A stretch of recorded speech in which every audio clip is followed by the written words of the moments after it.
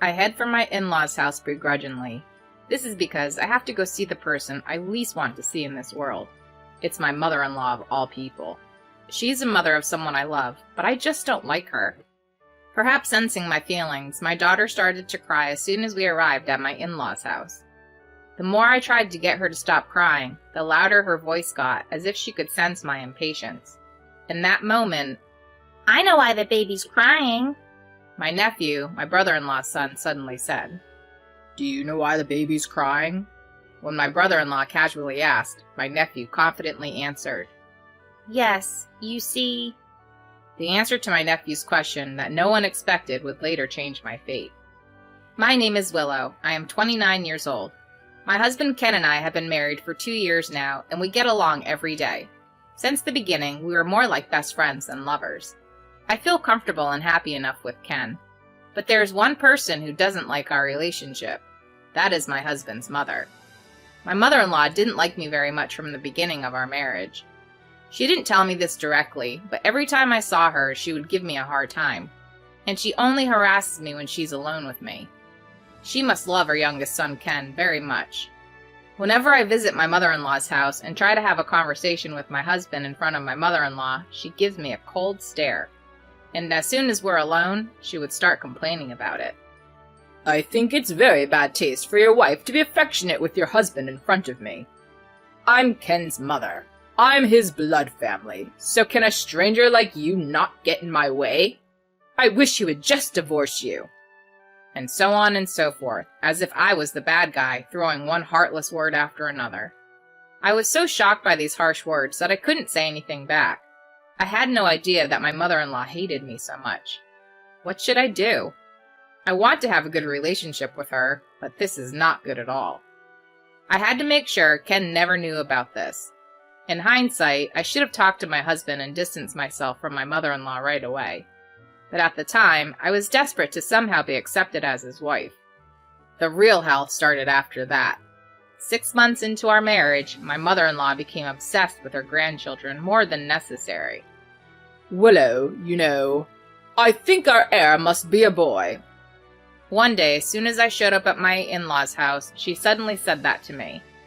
My husband and father-in-law who were there, including myself, froze. It was Ken who spoke up on my behalf. "What's wrong with you, Mom? You have been married for 6 months, right? It should be time to start having a baby." "Don't talk to me like that. A child is a gift. It's not a given that you'll have a baby within 6 months of marriage, so..." "But with Kyle and his wife got pregnant right after they got married." "That doesn't matter. We have our own pace. Mom, don't meddle too much."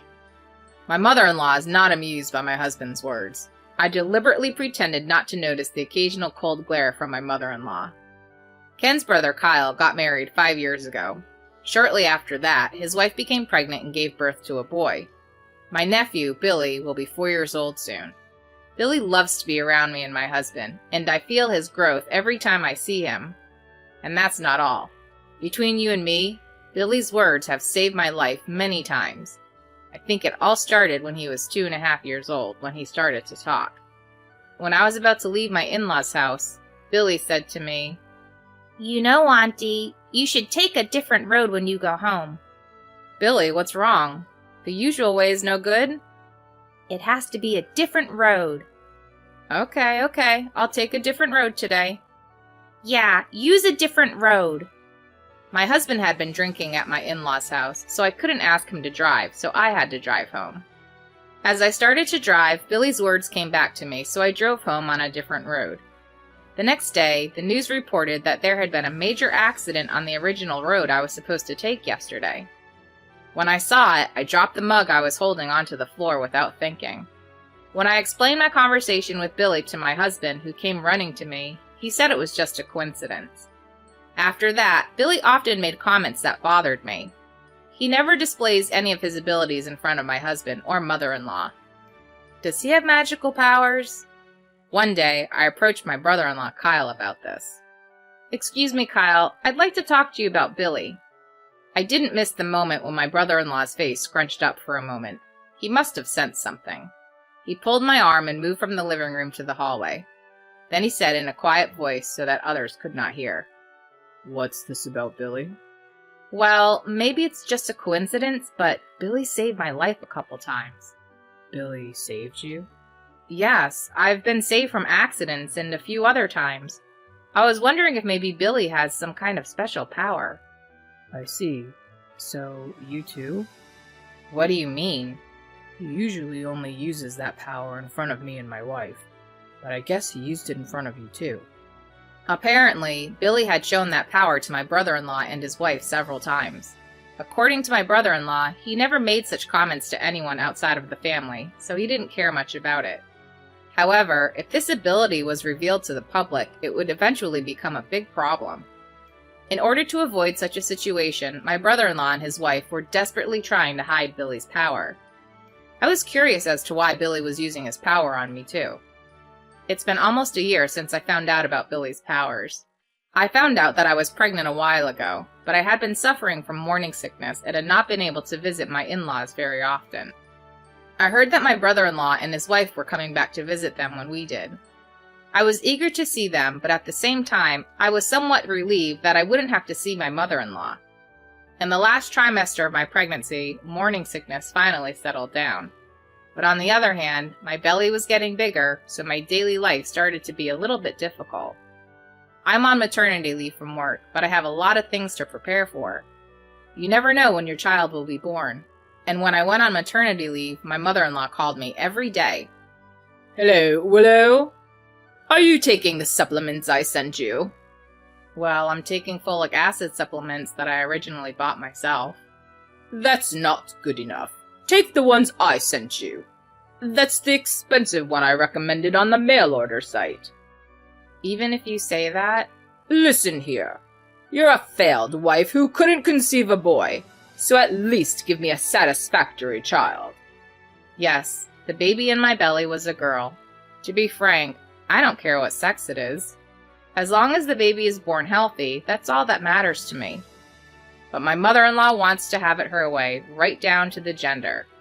It was mentally demanding just to be put under such pressure.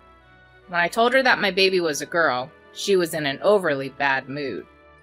After that, my mother-in-law's harassment escalated, and she told me to take the supplements she had prepared for me. She also started sending me books on preparing for a second child. I hadn't even finished giving birth to my first child yet. She also called me every day and repeatedly called me with heartless abuse, telling me that I was a worthless wife, that she should never have allowed us to get married, and that I should divorce her son after the baby was born. I was exhausted from the pregnancy, and my mother-in-law's words were coming back to haunt me, both physically and mentally. However, I could not tell my husband this fact. I didn't want to worry him, of course. But more than that, I was afraid of retaliation from my mother-in-law. I managed to give birth to a healthy baby girl despite my daily battles with anxiety. In fact, she was so lovely that I did not care about my mother-in-law's words when I gave birth to her. On this day, 1 month later, my husband was driving me to my in-laws' house. There was only one reason: to show them my daughter. My brother-in-law and his wife and Billy would also be there today. I was afraid of what my mother-in-law would say, but I was looking forward to see my father-in-law and my brother-in-law's family for the first time in a while, more than anything else. But when we arrived at my in-laws' house, I found it difficult to walk to the garage. I wondered what my mother-in-law would say to me again. If it was just me, it's fine, but if she hurt my daughter too as she grew up, I couldn't stop thinking about that. However, what had come to pass had been done. I head for my in-laws' house begrudgingly. Fortunately, it was my brother-in-law, not my mother-in-law, who greeted us. My brother-in-law and his family had also arrived about 30 minutes earlier, and my in-laws were playing with Billy in the living room. When my mother-in-law saw me, she glared at my daughter. Then, as if sensing something, my daughter started to break down. I don't know what happened. I had given her milk in the car earlier, and she had been sleeping when I arrived. My husband wondered what was wrong, but my father-in-law tried to reassure us by saying, "It's just that she's in a different place than usual." I tried my best to soothe her, but she just wouldn't stop crying. My mother-in-law sighed loudly and looked at me in annoyance. And as she walked by me, she mumbled, This is why girls are no good. At that moment, I felt a surge of anger that I had never felt before. No matter how much I loved her son, I just couldn't forgive her for this comment. What the hell was wrong with her? Why does it matter what sex she is? What is that attitude when your grandchild is born safe and sound? Enough already. I'll never show my face here again. I just need to endure this for one day, I thought, trying desperately to suppress my resentment. Then, I know why the baby's crying. Billy, who had been happily playing with his toys, suddenly said something like that. I immediately looked at my brother-in-law and exchanged eye contact. I thought to myself, maybe he's activating his power. My brother-in-law casually asked, "Do you know why the baby's crying?" Billy confidently opened his mouth. She's crying because she feels sorry for Auntie. My husband was the first to react to his words. Billy, what do you mean? Is that what the baby is saying? Yep. The baby is telling Grandma to stop bullying her mom. At the mention of the word bullying, everyone in the room turned to look at my mother-in-law, and then my mother-in-law started shaking, and then said in a muffled voice, "What's wrong with this child? So weird." Billy continued without caring about the situation. Grandma has been being mean to Auntie for a long time, and that baby had known it from the time she was in her belly, and that she had always hated it. My husband responded to Billy's words with a straight face. Billy, is that true? Yes, it's true. The baby says she couldn't even tell her daddy because he's too nice to her. The baby is saying, "Daddy, please help Mommy." I see. Thank you. Billy, you made me finally realize it too. My husband stroked Billy's head and gave him a gentle smile. Then he turned his head back to his mother and his expression changed to that of a demon. He could hear his mother's voice, but he didn't care and started to yell at her. Mom, is it true what Billy just said? No, it's not true. I don't know anything about that. You're insane to believe anything a child says. I'm going to ask Willow for the facts right here and now, okay? Of course it's okay. Willow knows the truth. I've never been mean to you, have I? My mother-in-law drags her face and makes eye contact with me as if she's trying to get me to cover for her. I realized for a moment that I was intimidated, but at the same time, all the times my mother-in-law had sneered at me came rushing back to me. If there was ever a time to admit everything, I thought it was now. I looked my husband straight in the eye and said, "Ken, I'm sorry I didn't tell you before. Your mother has been bullying me ever since we got married." I knew it. But I was afraid of what she would do to me if I told you. Thank you for telling me. I'm sorry I didn't notice.